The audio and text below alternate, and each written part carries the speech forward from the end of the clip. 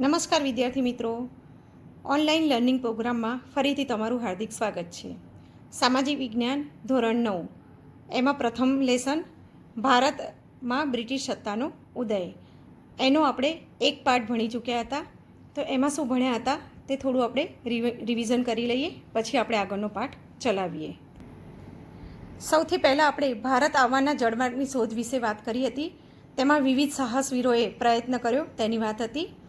ત્યારબાદ ભારત આવેના જળમાર્ગની શોધની વાત હતી. એમાં કોલંબસ, વાસ્કો દી ગામા વગેરેએ પ્રયત્ન કર્યો તેની વાત હતી. અને તેમાં પોર્ટુગીઝના વાસ્કો દી ગામા ફાવી ગયા અને ફિરંગીઓએ ભારતમાં વેપાર કરવાનું છૂટ મળી ગઈ એની વાત હતી. અને ત્યારબાદ આપણે 1600માં ઇંગ્લેન્ડને વેપાર કરવા માટે ઈસ્ટ ઇન્ડિયા કંપનીની સ્થાપના કરી. 1608માં પ્રથમ વહાણ સુરત આવ્યું. 1613માં જહાંગીરની મદદથી સુરતમાં પ્રથમ કોઠી સ્થાપી અને બ્રિટિશરોએ ઈસ્ટ ઇન્ડિયા કંપની અને ફ્રેન્ચ ઈસ્ટ ઇન્ડિયા કંપની વચ્ચે સત્તા માટે 3 કર્ણાટક વિગ્રહ થયા અને છેવટે ઈસ્ટ ઇન્ડિયા કંપનીનો વિજય થયો. મિત્રો, ઈસ્ટ ઇન્ડિયા કંપનીએ જ્યાં જ્યાં પોતાના સ્થાપ્યા હતા વેપારો, તેના મુખ્ય મથકો આ હતા: અમદાવાદ, ભરૂચ, સુરત, મુંબઈ, ચેન્નાઈ, કર્ણાટક, ફોર્ટ વિલિયમ વગેરે. અને મુંબઈને તેમણે 1987માં વડુ મથક વેપારનું બનાવ્યું હતું. ત્યાર પછીનો ટોપિક હતો પ્લાસીનું યુદ્ધ. એ તમે જાણો જ છો કે સિરાજુદ્દૌલા અને અંગ્રેજો વચ્ચે થયું હતું, જેમાં સિરાજુદ્દૌલાનું મૃત્યુ થયું હતું, તેનું હાર થયું હતી અને મીર જાફરને સેનાપતિ હતો તેમાંથી નવાબ બનાવી દેવામાં આવ્યો હતો. પ્લાસીનું યુદ્ધ જીત્યા પછી બક્સરનું યુદ્ધ થાય છે. બક્સરના યુદ્ધમાં પણ મીર જાફરથી મીર કાસિમ, મીર કાસિમથી મીર જાફર એમ ઉલટા પુલટી કરી અને પછી મીર જાફર, મીર કાસિમ અને મુગલ બાદશાહ શાહ આલમની સંયુક્ત સેના સાથે બક્સર મુકામે યુદ્ધ થાય છે અને તેમાં સંયુક્ત સેનાની હાર થાય છે અને કંપનીનો વિજય થાય છે.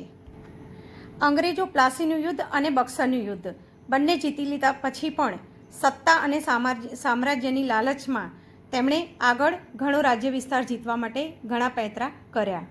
અંગ્રેજ સરકારે 1773માં નિયામક ધારો પસાર કર્યો અને વોરંગ હેસ્ટિંગને ભારતનો પ્રથમ ગવર્નર જનરલ બનાવ્યો. આ છે વોરંગ હેસ્ટિંગનું ચિત્ર, જે પ્રથમ ગવર્નર જનરલ હતો. તેના સમયમાં પ્રથમ મરાઠા વિગ્રહ થયો મરાઠાઓ સાથે, દ્વિતીય મૈસૂર વિગ્રહ થયો હૈદર અલી સાથે. આ બંને સત્તાનો સામનો કરતાં કરતાં કંપની સરકારને નાકે દમ આવી ગયો અને મુશ્કેલીઓ વધી ગઈ. તેના કારણે પછી વોરંગ હેસ્ટિંગની જગ્યાએ કોર્નવોલિસને ગવર્નર જનરલ બનાવ્યો. કોર્નવોલિસને જ્યારે ગવર્નર જનરલ બનાવ્યો ત્યારે મૈસૂરનો ભાગ તરીકે જાણીતા એવા ટીપુ સુલતાન સાથે તેને ત્રીજો મૈસૂર વિગ્રહ થયો. તે ત્રીજા મૈસૂર વિગ્રહમાં ટીપુ સુલતાનની હાર થઈ અને તેને સંધિ સ્વીકારવાની ફરજ પડી. તો આ ટીપુ સુલતાનને મૈસૂરનો ભાગ કેમ કહેવાતો હતો, તો એના વિશે આપણે વાત જાણીએ. ટીપુ સુલતાન જ્યારે લગભગ 7-8 વર્ષના હતા ત્યારે એક વખત જંગલમાં જાય છે. જંગલમાં ગયા ત્યારે અચાનક એમને એક વાઘનો સામનો કરવો પડે છે. વાઘનો સામનો કરવો પડ્યો ત્યારે નહોતા એમની પાસે શસ્ત્રો કે નહોતી એમની પાસે એમની તલવાર, છતાં પણ તેઓ ડર્યા વગર વાઘનો સામનો કરે છે અને વાઘનું મોં ફાડી નાખે છે. ત્યારથી તેમને મૈસૂરના વાઘ તરીકે જાણીતા બને છે. આમ મૈસૂરનો વાઘને ત્રીજા મૈસૂર વિગ્રહમાં હાર સ્વીકારવી પડી અને સંધિ સ્વીકારવાની ફરજ પડવી પડી. તો આ ટીપુ સુલતાનનો જન્મ 1750માં થયો હતો. તેમના પિતાનું નામ હૈદર અલી હતું. તેમને પર્શિયન, ઉર્દૂ અને હિન્દી વગેરે જેવી ભાષાઓ આવડતી હતી. તેમના પિતાનું મૃત્યુ જ્યારે થયું 1782માં, ત્યારે તેઓ ફક્ત 22 વર્ષના જ હતા અને તેમણે મૈસૂરનો કાર્યભાર સંભાળ્યો હતો.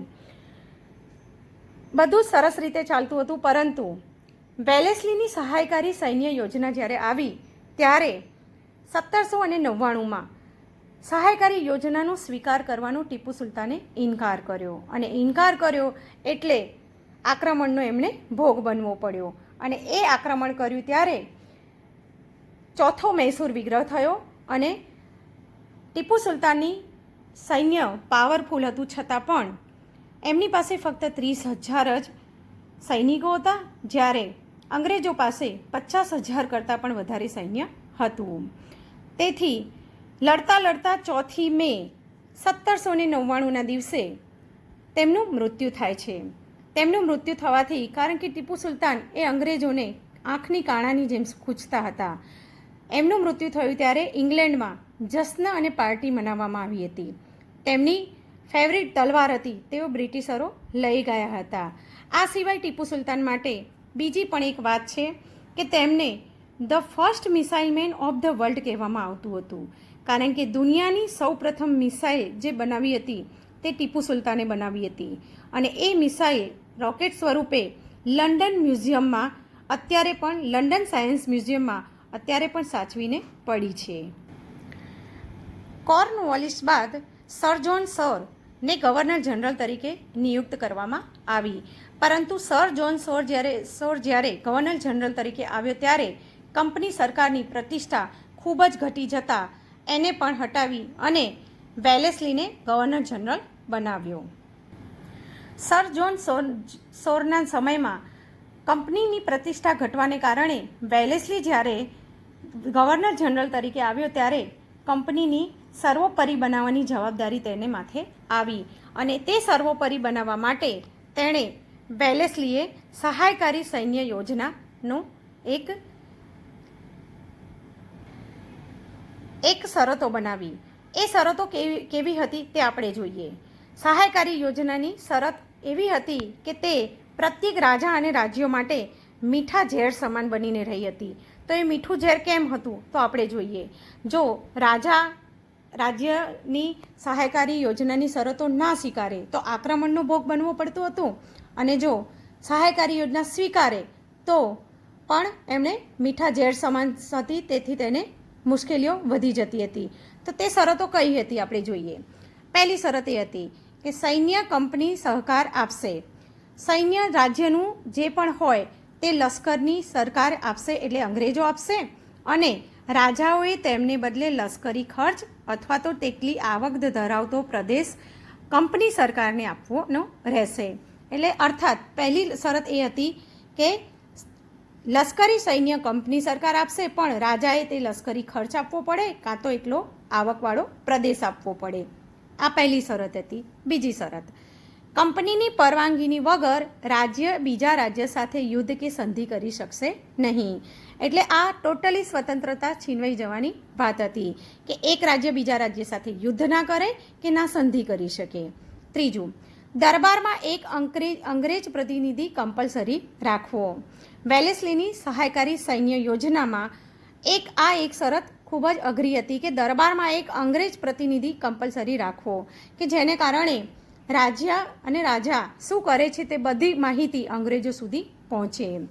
ચોથી શરત, બ્રિટિશ સિવાય કોઈ વિદેશીને રાજ્યમાં નોકરીએ રાખવો નહીં. એટલે બ્રિટિશરો બધી રીતે ફાવી જાય એવી આ એક શરત હતી.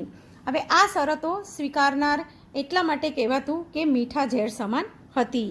આ યોજના આમ જોઈએ તો નામ માત્રની જ સહાયકારી યોજના હતી. આ યોજના સ્વીકારનાર રાજ્યોની નિર્ણય લેવાની સ્વતંત્રતા ટોટલી છીનવાઈ જાય તેવી હતી. હવે જે આ રાજ્ય અને રાજાઓએ કયા રાજાઓએ અથવા કયા રાજ્યોએ આ સહાયકારી સૈન્ય યોજનાનો સ્વીકાર કર્યો હતો તો એ આપણે જોઈએ. એની શરતો જોઈ લીધી. હવે જોઈએ કે એ રાજ્યો કયા હતા. એક નિઝામ હતું, મૈસૂર, અવધ, ગાયકવાડ, સિંધિયા અને હોલકર. આટલા રાજ્યોએ આ સહાયકારી યોજનાની શરતો સ્વીકારી હતી. વેલેસ્લી ગવર્નર જનરલ બન્યો પછી હેસ્ટિંગ ગવર્નર જનરલ તરીકે આવ્યો. હેસ્ટિંગે નેપાળ સાથે યુદ્ધ કરી ગુરખાઓને લશ્કરમાં સામેલ કર્યા હતા. હેસ્ટિંગ પછી વિલિયમ બેન્ટિંગ નામનો એક ગવર્નર જનરલ બન્યો. તે ખૂબ જ ઉદારમતવાદી હતો અને તેને કારણે તે ઉદાર ગવર્નર જનરલ તરીકે તે ઓળખાતો હતો. વિલિયમ બેન્ટિંગ પછી 1848માં ડેલહાઉસી ગવર્નર જનરલ તરીકે આવ્યો. તે ઉગ્ર સામ્રાજ્યવાદી માનસ ધરાવતો હતો અને તેના સામ્રાજ્યવાદી માનસને પોષવા માટે કંપનીનો રાજ્ય વિસ્તાર વધારવા માટે તેણે જીત, જપ્તી અને ખાલસા નીતિ અપનાવી. આ ડેલહાઉસીની ખાલસા નીતિ એ ઇતિહાસમાં ખૂબ જ ફેમસ છે. તો એ ડેલહાઉસીની ખાલસા નીતિ કઈ કઈ રીતે હતી એ આપણે જોઈએ કે રાજ્યને ખાલસા કયા કયા બહાના હેઠળ કરવામાં આવતા હતા. તો જોઈએ સૌપ્રથમ રાજ્યને ખાલસા યુદ્ધ દ્વારા કરવામાં આવતા, રાજા અપુત્ર અવસાન પામતા ત્યારે કરવામાં આવતા, ગેરવહીવટના બહાના નીચે ખાલસા કરવામાં આવતા, કરજની ઉઘરાણી તળે ખાલસા કરવામાં આવતા, અથવા તો નામ માત્રની સત્તાનો અંત લાવવા માટે પણ રાજ્યને ખાલસા કરવામાં આવતા. તો આ જુદી જુદી 1, 2, 3, 4 અને 5 રીતે રાજ્યને ખાલસા કરવામાં આવતા. તો આ ખાલસા કરેલા રાજ્યો કયા કયા હતા તો આપણે જોઈએ.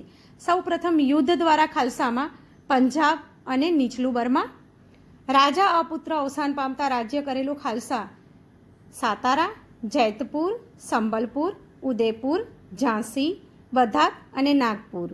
આગળ ગેરવહીવટના બહાના નીચે કરેલા રાજ્યો ખાલસા તો અવધ, કરજની ઉઘરાણી તળે ખાલસા કરેલા રાજ્ય તો નિઝામનો વરંડા પ્રાંત, અને નામ માત્રની સત્તાનો અંત લાવીને ખાલસા કરેલા રાજ્યો હતા કર્ણાટક અને તાંજોર. આમ વિવિધ રાજ્યોને જુદા જુદા બહાના હેઠળ ખાલસા કરવામાં આવ્યા હતા. આ હતી ડેલહાઉસીની ખાલસા નીતિ. ડેલહાઉસી સામ્રાજ્યવાદી હતો એ વાત 100% સાચી, પરંતુ તે સુધારાવાદી પણ હતો. તેના સમયમાં ભારતમાં પ્રથમ રેલવે જે આપણે ચાલુ થઈ હતી ઈસવીસન 1853માં મુંબઈ અને થાણા વચ્ચે, તે તેના સમયમાં બની હતી. એટલે આ એક ખૂબ સારી અને મહાન શોધ હતી. એ સિવાય ડેલહાઉસીએ ભારત અને ઇંગ્લેન્ડને તાર વ્યવહાર, જાહેર બાંધકામ ખાતાની સ્થાપના, અંગ્રેજી કેળવણીની સ્થાપના વગેરેની શરૂઆત ડેલહાઉસીના સમયમાં થઈ હતી. અને બીજું વધારે અને સારો સુધારો એ હતો કે વિધવા પુનઃ વિવાહ અને બાળ લગ્ન પ્રતિબંધ, આ પણ સુધારા તેના સમયમાં થયા હતા. આમ વિદ્યાર્થી મિત્રો, આપણે જોયું કે કંપની શાસનનો વિકાસ જુદા જુદા ગવર્નર જનરલો આવ્યા અને કરતા ગયા. 1757ના પ્લાસીના યુદ્ધથી શરૂ કરીને 100 વર્ષના સમયના ગાળામાં કંપની સરકારે સત્તા અને સામ્રાજ્ય વધાર્યા હતા, પરંતુ ભારતના રાજ્યોનો અસંતોષનો સામનો તેમણે કરવો પડ્યો હતો. જો કે 1857ના પ્રથમ સ્વતંત્ર સંગ્રામ તરીકે બહાર આવ્યો હતો. હવે આપણે આગળનો મુદ્દો જોઈએ કે કંપની સરકારની શાસન દરમિયાન આર્થિક અસરો ભારતના રાજ્યોમાં શું થઈ. તો તેનો પહેલો મુદ્દો, કંપની સરકારની મહેસૂલની નીતિથી ભારતનો ખેડૂત પાયમાલ બની ગયો અને દેવાદાર થઈ ગયો. ટૂંકમાં તે સાવ પૈસા વિહોણો થઈ ગયો. ભારતના વિવિધ હુન્નર ઉદ્યોગો તે સમયે કચડી નાખવામાં આવ્યા, તોડી પાડવામાં આવ્યા. ભારતના ઉદ્યોગો, ધંધા વગેરે પડી ભાંગ્યા. કારીગરો ગરીબ બેરોજગાર બન્યા. ભારતના ગામડા જે પહેલાં સ્વાવલંબી અને સમૃદ્ધ હતા તે અંગ્રેજોના શાસનમાં ગરીબ અને પરાધીન બન્યા. આ થઈ કંપની શાસનની આર્થિક અસરો. કંપની શાસનની આર્થિક અસરો જોયા પછી આપણે કંપની શાસનની સામાજિક અસરો વિશે વાત કરીએ. બ્રિટિશ વહીવટ દરમિયાન વર્તમાનપત્રોના વિકાસની પ્રજામાં વિચાર, વાણી અને સ્વતંત્રતાની વિકસી, કારણ કે વર્તમાનપત્રો દ્વારા દરેક વ્યક્તિઓ પોતાના વિચારો, વાણી અને સ્વતંત્રતાનો ઉપયોગ કરતા શીખી. બીજું, કુરિવાજો જે હતા, સતી પ્રથા, દૂધ પીતી કરવાનો રિવાજ અને બાળ લગ્ન, આ જે કુરિવાજો હતા તે અંગ્રેજોના સંપર્કથી દૂર થયા અને રાજા રામ મોહન રાય જેવા વ્યક્તિઓએ એમાં કાયદા ઘડાવ્યા. ભારતમાં વહીવટી માળખાનું અંગ્રેજીકરણ થતાં 1-2ના પ્રયત્નથી અંગ્રેજીના શિક્ષણનો પ્રારંભ થયો. મેકોલોએ પોતાના પ્રયત્નોથી અંગ્રેજી શિક્ષણનો પ્રારંભ આપણે ભારતમાં વહીવટી માળખાને કારણે દાખલ કર્યો. ચાર્લ્સ વુડની ભલામણથી મુંબઈ, મદ્રાસ, કલકત્તા વગેરે જગ્યાએ યુનિવર્સિટીની સ્થાપના થઈ, જે આપણા શિક્ષણ માટે ખૂબ જ કામ આવી. આમ આપણે પાર્ટ 1 અને પાર્ટ 2 થઈ અને જુદા જુદા આ ટોપિકોની ચર્ચા કરી. પહેલો ટોપિક હતો ભારત આવવાના જળમાર્ગની શોધ. બીજો ટોપિક ભારતમાં યુરોપિયન પ્રજાનું આગમન. ત્રીજો ટોપિક હતો પ્લાસીનું યુદ્ધ. ચોથો ટોપિક હતો બક્સરનું યુદ્ધ. પાર્ટ 2માં આજે આપણે જોયું કંપની શાસનનો વિકાસ, કંપની શાસનની આર્થિક અસરો અને કંપની શાસનની સામાજિક અસરો. આમ આપણે આ લેસન આજે અહીંયા પૂર્ણ કરીએ છીએ. વિદ્યાર્થી મિત્રો, તમારા પુસ્તકમાં પાના નંબર 8 ઉપર જુઓ, સ્વાધ્યાય આપેલું છે. તમે એક નોટ બનાવી લેજો અને તેમાં ટૂંકા પ્રશ્નો, મુદ્દાસર જવાબો અને MCQ વાળો પ્રશ્ન સંપૂર્ણ રીતે સ્વાધ્યાય સુંદર અક્ષરે લખી લેજો. અને આ વિડીયો વારંવાર સાંભળજો કે જેના કારણે તમને પાઠનું કોન્સેપ્ટ ક્લિયર થાય અને પાઠની સમજ મળે. All the best.